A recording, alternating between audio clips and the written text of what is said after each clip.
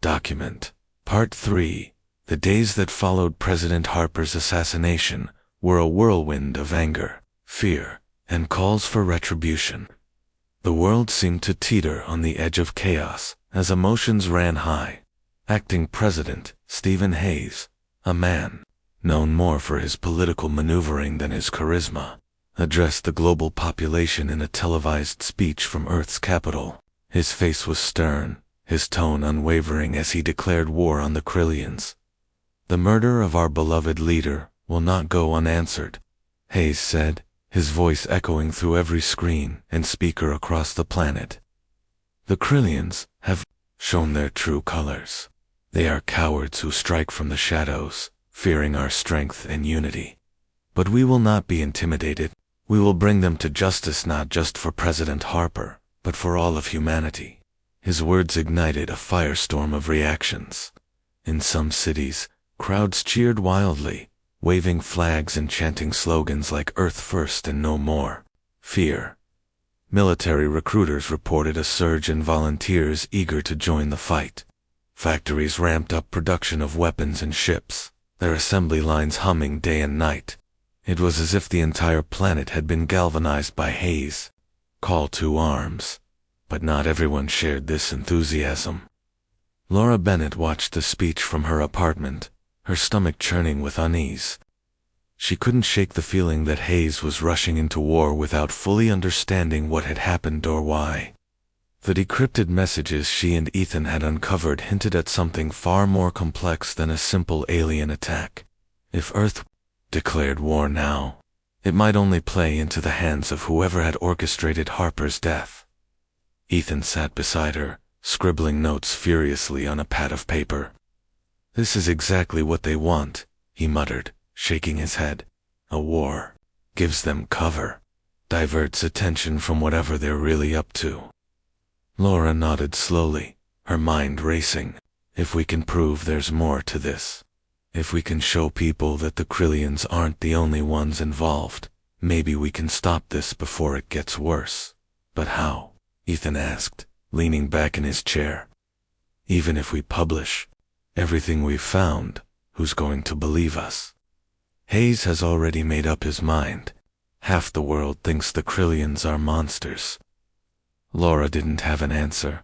For now, all they could do was keep digging, hoping to uncover something undeniable, something that would force the truth into the light.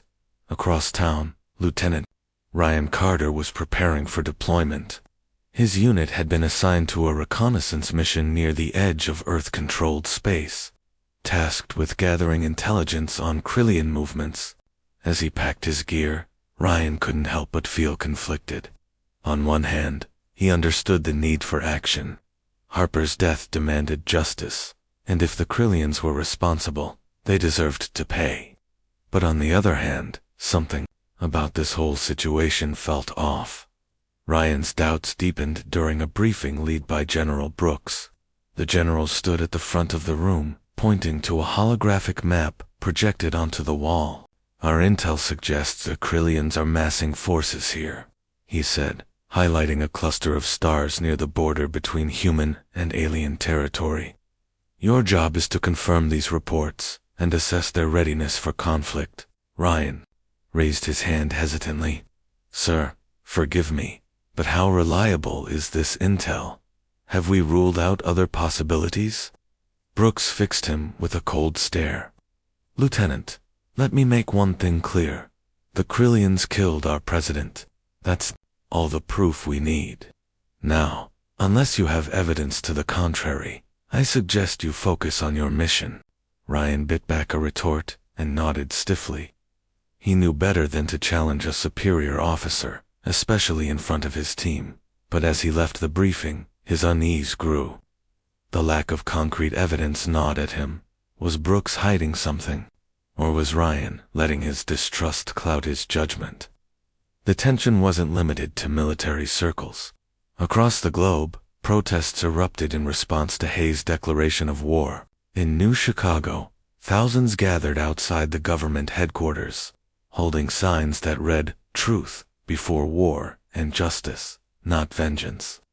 Among them was Dr. Emily Grayson, a historian who had long advocated for peaceful coexistence with alien species.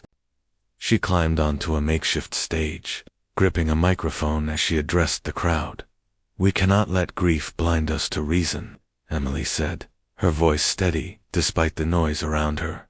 "Yes, President Harper's death is a tragedy, but declaring war without knowing the full story will only lead to more suffering.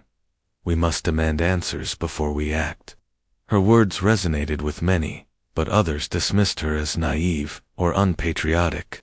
Arguments broke out in the crowd, with some shouting insults, while others tried to mediate. The division was palpable, a reflection of the growing rift within society itself. For every person calling for peace, there seemed to be two clamoring for revenge. Meanwhile, in the corporate sector, billionaire Victor Lang seized the opportunity to expand his influence. Owner of Lang Industries, one of the largest defense contractors on Earth, Lang wasted no time capitalizing on the crisis. He appeared on news programs, praising Hayes' decision and pledging his company's full support for the war effort. Behind closed doors, however, his motives were less altruistic. In a private meeting with his board of directors, Lang leaned back in his chair, a smug smile playing on his lips. "This war is going to make us richer than ever," he said, tapping a finger against a financial report. "Every ship, every weapon, every piece of technology, we'll supply it all. And when the dust settles, we'll control more resources than any other corporation." One of the directors raised a cautious eyebrow. "You're sure about this, Victor? What if things don't go as planned?" Lang waved a hand dismissively. "Relax. Wars always escalate once they start. Besides, we've got friends in high places making sure this goes our way." Unbeknownst to Lang, his actions were being closely monitored by Laura and Ethan. Through their investigation, they had uncovered ties between Lang Industries and several shadowy off-world entities. Transactions hidden in encrypted ledgers suggested that Lang had been supplying both sides of the conflict, humanity and the Krillians, with advanced weaponry. It was a dangerous game, one that could prolong the war indefinitely while lining Lang's pockets. As the pieces began to fall into place, Laura and Ethan realized they needed help. They couldn't take on someone as powerful as Lang alone. After much deliberation, they decided to reach out to Captain Samantha, Sam Riley, a former naval officer turned rebel leader. Sam commanded a small fleet of independent ships operating outside official channels, dedicated to exposing corruption and protecting innocent lives. If anyone could help them expose Lang's treachery, it was her. Contacting Sam wasn't easy. Her crew operated under strict secrecy, communicating only through encrypted channels. But after several failed attempts, Ethan managed to send a message that caught her attention. Within hours, they received a reply, a set of coordinates and a warning to come unarmed. Meeting Sam proved to be an experience neither Laura nor Ethan would soon forget. Her ship, the Starblade, was docked at a remote outpost on the fringes of Earth's territory. The vessel was battered and scarred from years of skirmishes, yet it exuded a sense of resilience. When Sam greeted them in the docking bay, her piercing green eyes scanned them critically. "So," she said, crossing her arms, "you think you've got enough dirt on Victor Lang to bring him down?" Laura nodded, pulling out a data chip containing their findings. "We know he's been selling weapons to the Krillians. If we can get this information to the public, it could change everything." Sam studied the chip for a moment before nodding. "All right, you've got my attention, but understand this. If we do this, there's no turning back. Lang won't hesitate to destroy anyone who stands in his way." "We're aware of the risks," Ethan said firmly, "but doing nothing isn't an option." As the three of them began planning their next move, Ryan and his team prepared to leave Earth. Their mission loomed ahead, shrouded in uncertainty. Ryan couldn't shake the feeling that he was walking into a trap, but orders were orders. As the engines of their transport ship roared to life, he stared out the viewport at the shrinking blue-green orb below. Somewhere out there, amidst the chaos and confusion, lay the truth, and Ryan vowed to find it, Tevin, if it cost him everything. Document. Part 5. The Starblade sped away from the Krillian outpost, its engines roaring as it pushed deeper into uncharted space. Inside the ship, the mood was tense but focused. Ryan Carter sat in the main cabin, his pulse rifle resting on his lap, replaying the events of the mission in his mind. The sight of Victor Lang working alongside the Krillians haunted him. It wasn't just betrayal, it was a violation of everything Ryan had sworn to protect. Earth's unity, its strength, its very future, all of it was being sold off by someone who cared only for profit. Captain Samantha Riley stood at the helm, her hands gripping the controls as she navigated through asteroid fields and debris. Her sharp green eyes darted between the screens displaying their course and the radar tracking potential threats. "We're clear for now," she said, glancing over her shoulder at the others. "But we can't stay out here forever. Once Lang realizes what we've got, he'll send everything he has after us." Laura Bennett leaned forward in her seat, clutching the data chip containing the footage Ryan had captured. Her knuckles were white with tension. "This is our chance," she said softly, almost to herself. "If we can get this information to the right people, we can expose him. We can stop this war before it gets worse." Ethan Cole nodded, though his expression was grim. "Easier said than done. Lang owns half the media outlets on Earth. Even if we broadcast this, he'll spin it however he wants. We need something bigger away to make sure everyone sees the truth." Sam turned to face them fully, her voice firm. "Then we hit him where it hurts. Public opinion might not be enough, but if we take down one of his factories, we can cripple his operations. People will see that he's not untouchable." Ryan raised an eyebrow. "You're talking about sabotage. That's risky, especially with the kind of security he's got around those places." "It's dangerous," Sam admitted, "but it's the only way to force his hand. If we strike hard enough, he won't have time to cover his tracks." The group fell silent, weighing the risks.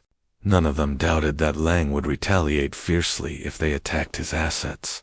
But sitting idle wasn't an option either. Every second they delayed gave him more time to escalate the conflict and bury the truth even deeper. Meanwhile, back on Earth, the war machine continued to churn. Factories operated around the clock, producing weapons, ships, and supplies for the growing military effort. In New Chicago, Acting President Stephen Hayes delivered another speech, rallying citizens to support the fight against the Krillian. His words dripped with patriotism, painting humanity as noble defenders standing up to alien aggression. Crowds cheered wildly, waving flags and chanting slogans, while protesters demanding peace were drowned out or dismissed as traitors. General Alan Brooks oversaw the mobilization efforts, coordinating troop deployments and resource allocation. From his office in Earth's Defense Command Center, he monitored reports from the front lines. Early skirmishes had already broken out near the border between human and Krillian territory, and the results were mixed. While Earth's forces held their ground in some areas, others reported heavy losses due to unexpected resistance. Brooks scowled at the latest update, slamming his fist on the desk. "What do you mean unexpected resistance?" He barked at Colonel Lisa Hart, who stood nervously beside him. "Didn't we give them intel on Krillian capabilities?" Lisa hesitated, choosing her words carefully. "Sir, the Krillians seem to be using technology far beyond what we anticipated. Their ships are faster, their weapons more advanced. Some analysts believe." "Believe what?" Brooks snapped, cutting her off. "They think someone might be supplying them," Lisa finished quietly. Brooks froze, his face darkening. For a moment, he said nothing, his mind racing. Then, without warning, he grabbed a secure tablet and began typing furiously. "Find me Lieutenant Carter," he ordered. "I want a full report on his mission immediately." Lisa nodded and left the room, her heart pounding. She didn't know what Brooks was planning, but she could feel the weight of his anger pressing down on her. Something big was coming in. It wouldn't end well for anyone caught in the crossfire. On the battlefield, Ryan's fears about the war proved justified. The first major engagement took place near a contested planet called Zarian 7, a barren wasteland rich in valuable minerals. Earth's fleet launched a coordinated assault on a Krillian stronghold, hoping to gain a strategic foothold in the region. Ryan's unit was part of the ground team tasked with securing key positions, once the orbital bombardment softened enemy defenses as their dropship descended toward the surface. Ryan stared out the viewport at the desolate landscape below.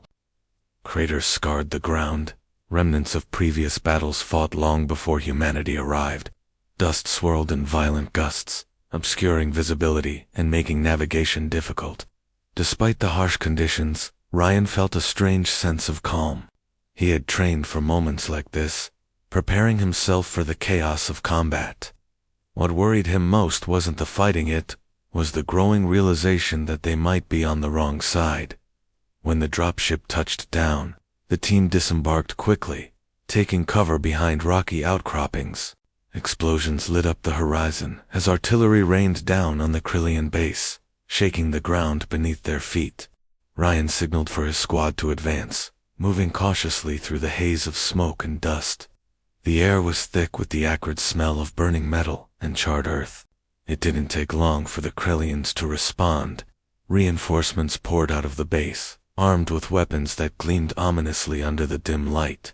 Ryan watched in disbelief as energy blasts tore through the air, striking with precision far beyond anything he had encountered during training. The Krillians weren't just fighting, they were dominating. "Fall back," Ryan shouted, firing his rifle at the advancing enemies. "Regroup and hold the line." His team obeyed, retreating to a more defensible position. Casualties mounted rapidly, and morale plummeted as soldiers realized they were outmatched. Corporal Mia Torres fired wildly, her hands trembling as she struggled to reload her weapon. "They're too strong," she cried, panic edging into her voice. "We can't win this." Ryan grabbed her by the arm, pulling her behind cover. "Stay focused," he said firmly. "We don't retreat unless I say so. Understand?" Mia nodded, tears streaming down her face. Ryan hated seeing her like this, but there was no time to comfort her. They needed to survive on fast. Amidst the chaos, Ryan noticed something odd. One of the Krillian weapons bore a distinctive emblem engraved into its casing, an insignia he recognized all too well. It belonged to Lang Industries. Anger surged through him as the pieces clicked into place. This wasn't just a war fueled by greed, was a war designed to enrich a single man. Lang had armed both sides, ensuring that neither could gain a decisive advantage. The longer the conflict dragged on, the more money flowed into his pockets, and Ryan's team, along with countless others, was paying the price. By the time reinforcements arrived, the battle had turned into a stalemate. Both sides sustained heavy losses, and neither achieved their objectives. As the survivors regrouped aboard their ships, Ryan stared at the smoldering ruins of the battlefield. The cost of the war was becoming painfully clear, not just in lives lost, but in trust shattered and futures destroyed. Back aboard the Starblade, Laura, Ethan, and Sam reviewed their plan for sabotaging Lang's factory. They knew it wouldn't be easy, but failure wasn't an option. Humanity needed hope, and they were determined to provide it, no matter the cost. Document Part 4. The mission began with a sense of unease that lingered like a shadow over Ryan Carter and his team. Their transport ship, the Eclipse, sliced through the cold void of space, heading toward an uncharted region near the edge of Earth-controlled territory. The area was notorious for being a hotspot of Krillian activity, though intelligence reports were vague at best. As Ryan sat in the briefing room with his squad, he couldn't help but notice the tension in their faces. They were all seasoned soldiers, but this time felt different. Something about the lack of clear information unsettled them. Corporal Mia Torres, one of the youngest members of the team, broke the silence. "Lieutenant," she said hesitantly, Do you really think the Krillians are behind Harper's assassination? Ryan glanced at her, surprised by the question. He had been wondering the same thing, but hadn't voiced it aloud. That's what we're here to find out, he replied, keeping his tone neutral. But remember, our job is to follow orders, not question them. Mia nodded, though her expression suggested she wasn't entirely convinced. She leaned back in her seat, fiddling with the strap of her rifle. Ryan studied her for a moment, noting the faint tremor in her hands. He made a mental note to keep an eye on her. Nervousness could be dangerous in the field, as the eclipse approached its destination. Sensors picked up faint energy signatures emanating from a nearby asteroid belt. The readings were unusual, suggesting the presence of cloaked vessels or hidden installations. Lieutenant Carter ordered the ship to slow down and proceed cautiously. The last thing they needed was to stumble into an ambush. Back on Earth, Laura Bennett and Ethan Cole worked tirelessly aboard the Starblade, piecing together evidence against Victor Lang. Captain Samantha Riley provided them with access to her ship's advanced decryption tools, allowing them to dig deeper into the encrypted files they had uncovered. Each new revelation painted a clearer picture of Lang's treachery, but it also raised more questions. This guy's playing both sides, Ethan muttered, scrolling through lines of data on a holographic screen. He's selling weapons too, Earth's military, while secretly supplying the Krillians with tech upgrades. How does he even get away with this? Laura frowned, leaning closer to examine the information. It's not just about the weapons. Look at these transactions, they're timed perfectly to coincide with major conflicts. Every time tensions rise, Lang profits. Sam stood nearby, arms crossed as she listened, her sharp eyes narrowed thoughtfully. So, what you're saying is, Lang doesn't just want war, he needs it. Without constant fighting, his empire crumbles. Exactly, Laura replied. And if we can prove that, we might have enough leverage to expose him. But exposing Lang wouldn't be easy. His influence reached deep into Earth's government, and powerful allies protected him. Any attempt to go public would require irrefutable proof, and even then there was no guarantee anyone would listen. Still, Sam assured them that her network of contacts could help spread the word once they had solid evidence. While Laura and Ethan focused on cracking Lang's secrets, Sam took charge of planning their next move. She knew they couldn't rely solely on digital evidence. They needed something tangible, a physical artifact or document that couldn't be dismissed as fabricated. After consulting with her crew, she decided to launch a covert operation targeting one of Lang's orbital factories. These massive structures floated in low orbit, churning out weapons and supplies for Earth's war effort. If they could infiltrate one of them, they might uncover damning proof of Lang's double-dealing. Meanwhile, Ryan and his team arrived at the asteroid belt, where their suspicions were quickly confirmed. Hidden among the rocks was a Krillian outpost, a sprawling complex of metallic domes and spires jutting out like jagged teeth. The facility appeared abandoned at first glance, but sensor readings indicated otherwise. Heat signatures and power fluctuations hinted at activity beneath the surface. Ryan split his team into two groups. One would stay behind to monitor the ship and maintain communications, while the other, led by Ryan himself, would investigate the outpost. Armed with pulse rifles and cloaking devices, they descended onto the asteroid, moving silently across its rugged terrain. The air was thin and frigid, forcing them to rely on oxygen tanks built into their suits. Every step echoed ominously in the stillness. As they approached the outpost, Ryan noticed something strange. The entrance was guarded, but the guards seemed distracted, almost nervous. Their movements lacked the usual precision associated with Krillian warriors. It was as if they were expecting trouble or waiting for something. Inside, the corridors were dimly lit and eerily quiet. The walls hummed faintly with energy, casting an unnatural glow over everything. Ryan signaled for his team to spread out, covering every angle as they moved deeper into the structure.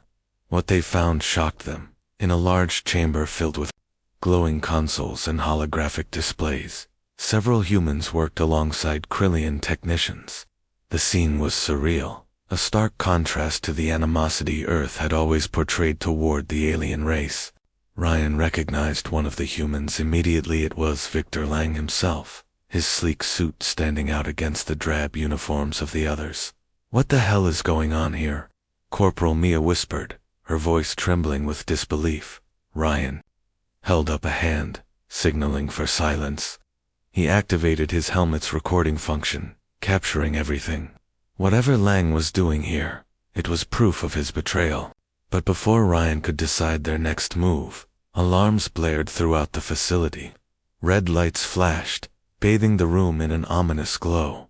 "They know we're here," Mia shouted, panic creeping into her voice. Ryan cursed under his breath. "Fall back. We need to get out of here now." As they retraced their steps, Krillian soldiers poured into the corridors, cutting off their escape routes. Ryan led his team through narrow passageways and maintenance tunnels, dodging blasts of energy fire. The situation grew increasingly desperate, as their path became blocked by locked doors and collapsing debris. Back on the Starblade, Laura and Ethan received a transmission from Ryan's team. Static crackled over the comms, but his voice came through clearly. "We've got visual confirmation of Lang's involvement," he said, breathing heavily. "But we're pinned down, requesting immediate extraction." Sam wasted no time. She ordered her crew to prepare for a rescue mission, plotting a course to intercept the eclipse. "Hold tight, Lieutenant," she radioed back. "We're coming for you." The battle raged on, as Ryan and his team fought their way toward the surface. Despite overwhelming odds, they managed to hold their ground, relying on their training and teamwork to survive. When the Starblade finally arrived, its cannons unleashed a barrage of firepower, scattering the Krillian forces and creating an opening for Ryan's team to escape. Once aboard the Starblade, Ryan collapsed into a seat, exhausted but alive. He handed the recorded footage to Sam, who reviewed it with grim satisfaction. "This is exactly what we needed," she said, turning to Laura and Ethan. "Now we just need to figure out how to use it." For the first time in days, hope flickered amidst the chaos. They had uncovered the truth about Victor Lang and his shadowy alliance with the Krillians, but exposing him would require careful planning and nerves of steel. The stakes had never been higher, and failure was not an option. Document Part 1. The morning air was crisp and heavy with the promise of rain as the citizens of New Chicago gathered in Unity Square. The square, a sprawling open space surrounded by towering skyscrapers, buzzed with anticipation. Thousands had come to hear President Daniel Harper speak at the Global Unity Summit, an event meant to celebrate Earth's progress and its growing role in interstellar diplomacy. Flags from dozens of nations fluttered in the wind, their colors bright against the gray sky. People stood shoulder to shoulder, some holding signs that read "One Earth, One Future," while others clutched small devices to record the historic moment. Among the crowd stood Lieutenant Ryan Carter, a man whose sharp blue eyes scanned the scene with practiced vigilance. Ryan was no ordinary attendee. He was part of Earth's Defense Force, assigned to ensure the president's safety during public appearances.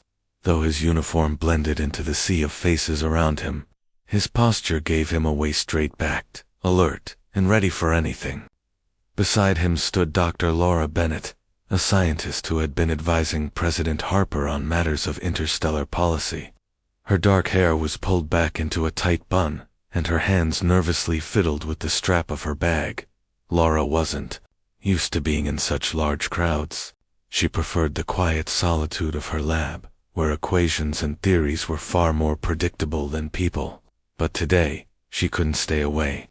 This summit was supposed to mark a turning point for humanity, a chance to show the galaxy that Earth could unite under a single banner.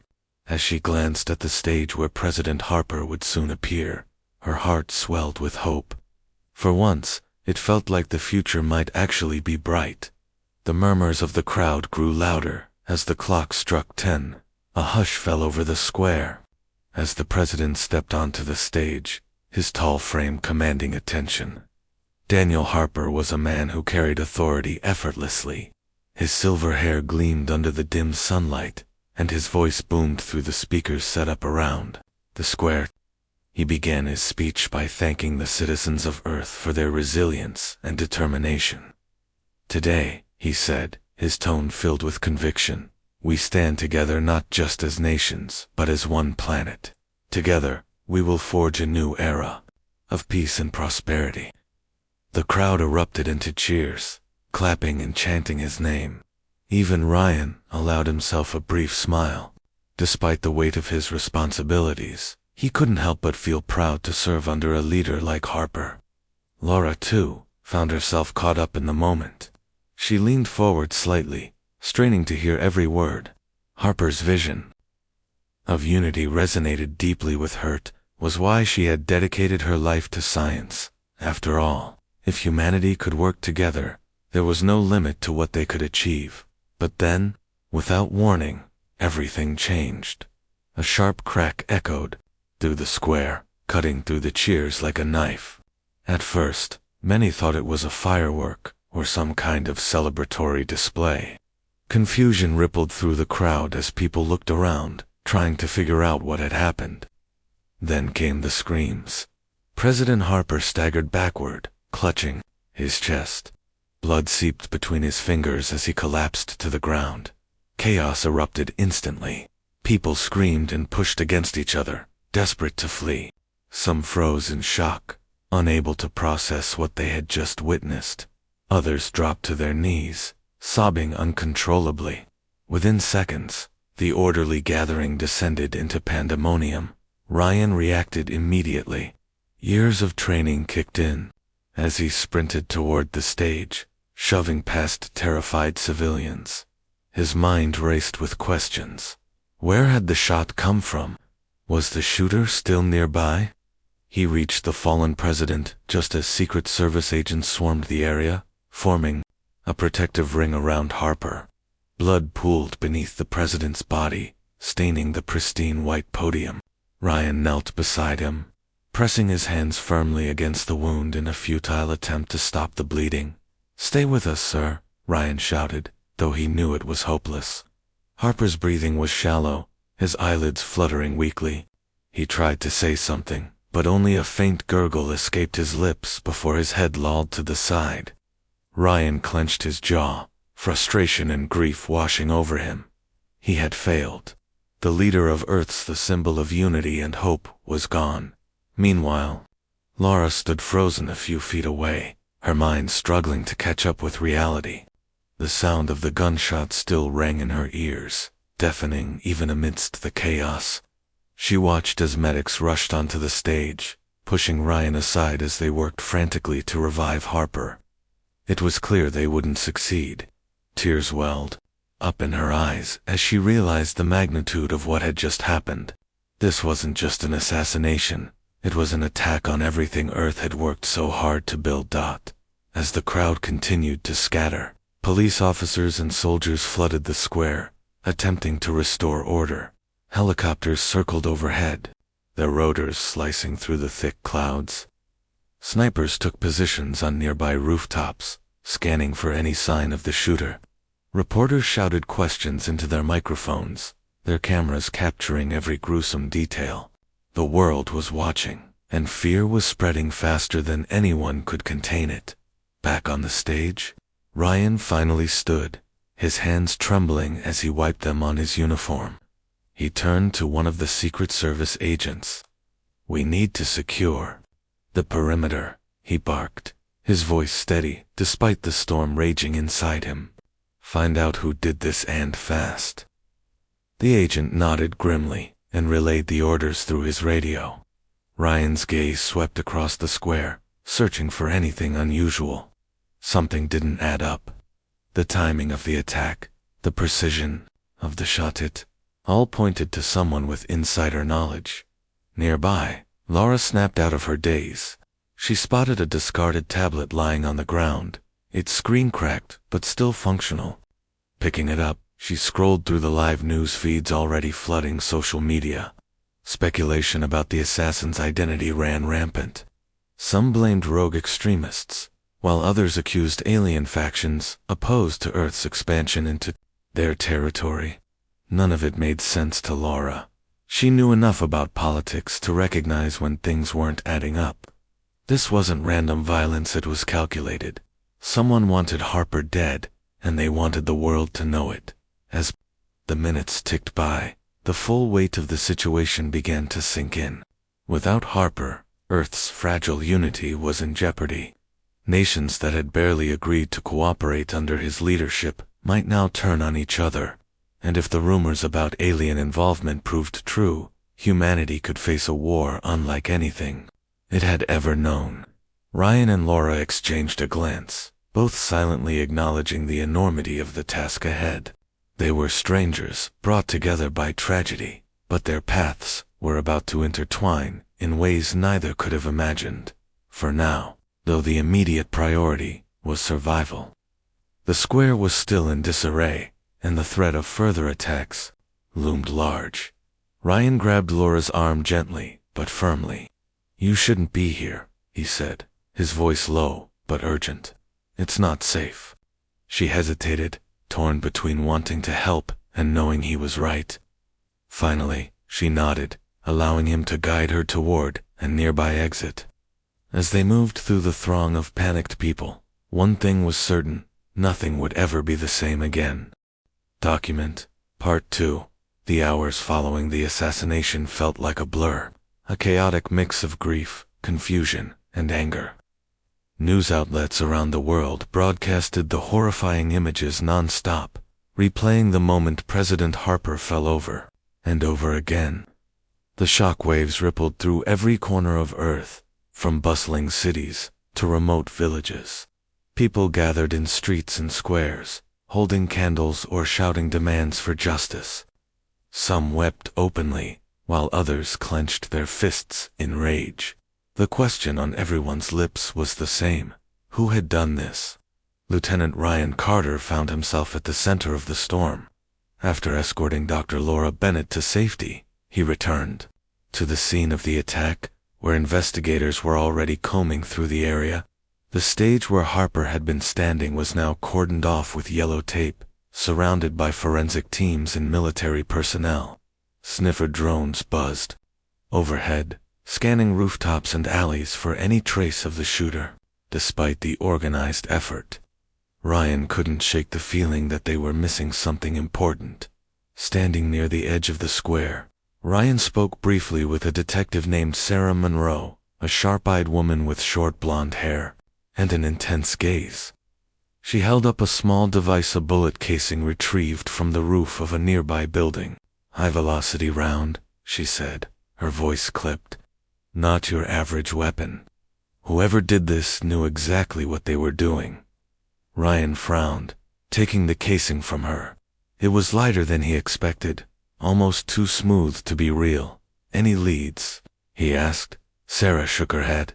"Nothing solid yet, but based on the trajectory, it came from that direction." She pointed toward a cluster of buildings about 3 blocks away. "We've got teams sweeping the area, but so far, no sign of the shooter." Ryan stared at the buildings, his mind racing. 3 blocks wasn't close enough for just anyone to take such a precise shot. This wasn't the work of some random extremist, had to be someone with skill, resources, and inside knowledge. He glanced back at the crowd, which was slowly dispersing under the watchful eyes of police officers. Somewhere out there, the killer might still be watching, blending into the chaos. Meanwhile, Laura sat hunched over her laptop in a quiet cafe, several miles away. Her hands trembled slightly as she typed, pulling up files and documents related to President Harper's recent activities. She couldn't stop thinking about the tablet she'd picked up earlier, the one with the cracked screen. Before leaving the square, she'd copied its data onto a flash drive, hoping it might contain clues. Now, as she sifted through the information, she discovered something unsettling. Buried deep within Harper's personal files were encrypted messages exchanged between him and several high-ranking officials. At first glance, They seemed in updates about trade agreements and diplomatic negotiations. But when Laura ran them through a decryption program, hidden layers of meaning emerged. One message in particular caught her attention. It mentioned off-world interests and referenced a meeting scheduled for the day after the summit. The sender's name was redacted, but the tone suggested urgency and secrecy. Laura leaned back in her chair, her heart pounding. What had Harper been involved in, and why had someone wanted him silenced before that meeting could take place? She knew she couldn't keep this to herself, but she also couldn't trust just anyone. If powerful people were implicated, going public could put her life in danger. Glancing around the cafe, she spotted a familiar face sitting at a corner table. Ethan Cole, a journalist known for exposing corruption, was typing furiously on his laptop. Laura hesitated for a moment before gathering her things and approaching him. "Ethan," she said softly, sliding into the seat across from him, "I need your help." Ethan looked up, his brow furrowing in surprise. "Dr. Bennett, what are you doing here?" she explained quickly, showing him the decrypted messages and voicing her suspicions. Ethan listened intently, his expression growing darker with each word. When she finished, he let out a low whistle. "This is big," he said. "If even half of this is true, we're looking at a conspiracy that goes all the way to the top." "I know," Laura replied, her voice barely above a whisper. "That's why I came to you. You're the only person I can think of who might be able to dig deeper without getting us both killed." Ethan nodded slowly, his mind already working through the implications. "All right," he said finally, "but we'll have to move carefully. If whoever did this finds out we're onto them, they won't hesitate to silence us next." As Laura and Ethan began piecing together the puzzle, suspicion elsewhere was mounting. Across town, General Alan Brooks, head of Earth's Defense Force, convened an emergency meeting with his top advisors. The room was tense, the air thick with unspoken accusations. Brooks, a grizzled man in his late 50s with steel-gray hair, paced back and forth as he addressed the group. "The evidence points to the Krillians," he declared, slamming a fist onto the table. "They've opposed our expansion into their territory for years. This assassination smells like their handiwork." One of the advisors, Colonel Lisa Hart, raised an eyebrow skeptically. "With respect, sir, we don't have concrete proof yet. Jumping to conclusions could escalate tensions unnecessarily." Brooks glared at her. "What do you suggest, then?" "Sit back and wait for them to strike again." Lisa hesitated, choosing her words carefully. "I'm not saying we ignore the threat, but we need to consider other possibilities. There are factions on Earth who might benefit from destabilizing the government corporations, separatist groups, even rogue elements within our own ranks." The room fell silent as the weight of her words sank in. Brooks didn't respond immediately, his jaw tightening. Finally, he dismissed the meeting, ordering everyone to step up surveillance and prepare for potential retaliation. As the advisors filed out, Lisa lingered behind, watching him closely. Something about his demeanor bothered her. He seemed too certain, too eager to blame the Krillians. Was he hiding something? Back in the field, Ryan received new orders: track down any possible ties between the assassination and the Krillians. Though skeptical, he followed protocol, leading his team to investigate reported sightings of alien activity near the city limits. They scoured abandoned warehouses and dockyards, finding nothing conclusive. Frustration gnawed at Ryan as he realized they were chasing shadows. Every lead turned out to be a dead end, leaving him more convinced than ever that the truth lay closer to home. By the end of the day, fatigue weighed heavily on everyone involved. Laura and Ethan pored over documents late into the night, uncovering connections between Harper's inner circle and shadowy corporate entities. Ryan patrolled the streets, haunted by the image of Harper collapsing on the stage, and General Brooks retreated to his office, staring at classified reports with a grim expression. Each of them carried pieces of the puzzle, unaware of how interconnected their paths had become. As dawn broke over New Chicago, the city stirred uneasily, bracing itself for what came next. Rumors swirled about imminent declarations of war, fueled by inflammatory speeches from acting President Stephen Hayes. Protesters gathered outside government buildings, demanding transparency and accountability. In the midst of it all, Laura whispered a single thought to Ethan as they worked. We're running out of time. If they didn't act soon, the consequences would be catastrophic, not just for them, but for all of humanity.